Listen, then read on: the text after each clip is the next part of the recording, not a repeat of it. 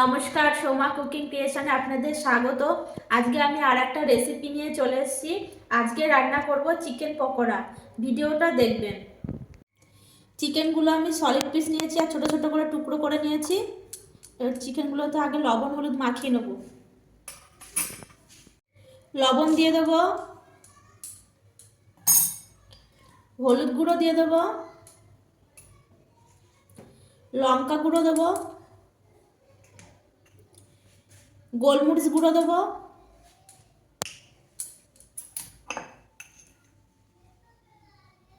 কাঁচা লঙ্কা বাটা দেবো,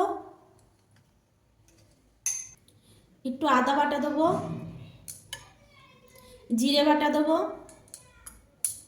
পেঁয়াজ আর রসুন একসাথে বেটে রেখেছি, ছোট একটা পেঁয়াজ আর কয়েকটা রসুন দিয়ে দেবো, কিছু ধনেপাতা কুচি দিয়ে দেবো,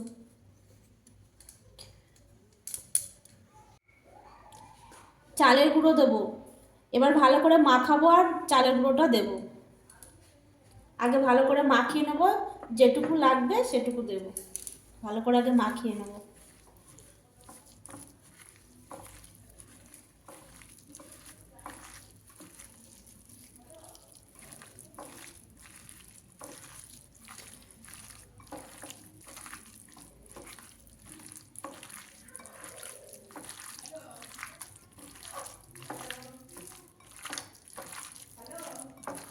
আর একটু চালের গুঁড়ো লাগবে, আর একটু চালের গুঁড়ো দিয়ে দেবো। ভালো করে মাখাবো।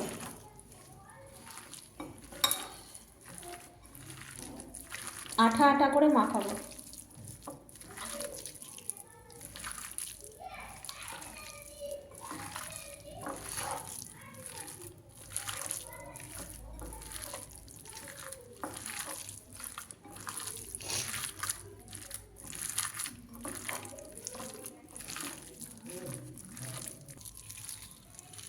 আঠা আঠা করে দেখুন মাখিয়ে নিয়েছি। এবার সামান্য একটু চিলি সস দেবো, অল্প করে দেবো, বেশি লাগবে না। আর একটু দেবো, আর একটু সয়া সস দেবো।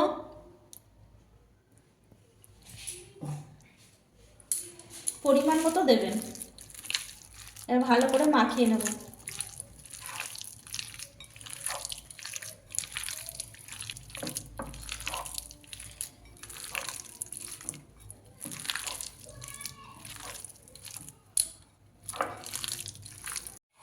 ভালো করে মাখিয়ে নিয়েছি।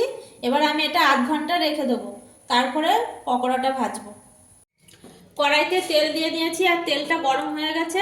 এবার পকোড়াগুলো ছেড়ে দেবো।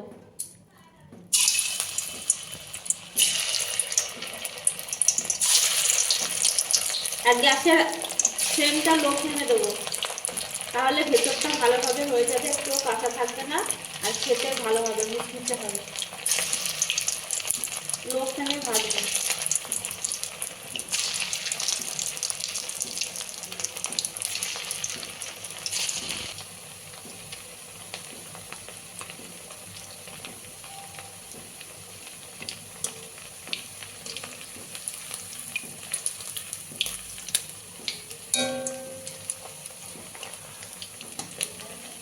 লো ফ্লেমেই ভাজবো, তাহলে ভিতরটা খুব সুন্দরভাবে ভাজা হয়ে যাবে আর মুচমুচেও হবে।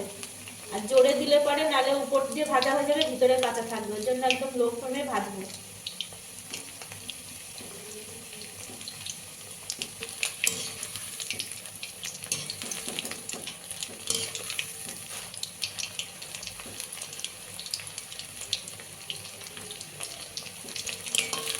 পকোড়াগুলো ভাজা হয়ে গেছে, এবার তুলে নেবো।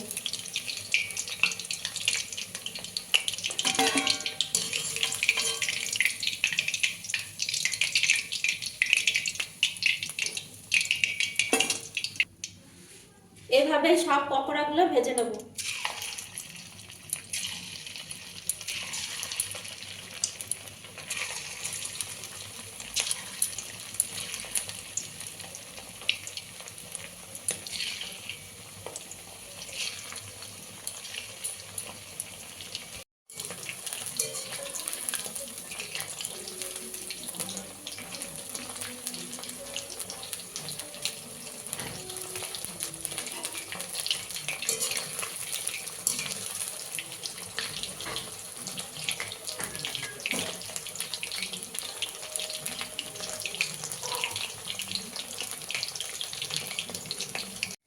চিকেন পকোড়াগুলো সব আমি ভেজে নামিয়ে নিয়েছি। আর দেখুন বন্ধুরা কত সুন্দর হয়েছে। আর এইভাবে চিকেন পকোড়া বানিয়ে খেয়ে দেখবেন, ভীষণ ভালো হবে। দেখুন কি সুন্দর মুচমুচে হয়েছে, এই দেখুন। আর যত ছোট ছোট করে চিকেনগুলো টুকরো করে নেবেন তাহলে ভালো হবে খেতে। ছোট ছোট করে টুকরো করলে ভিতরটা সুন্দর হবে, খেতেও ভালো লাগবে। আর ভালো লাগলে পাশে থাকবেন।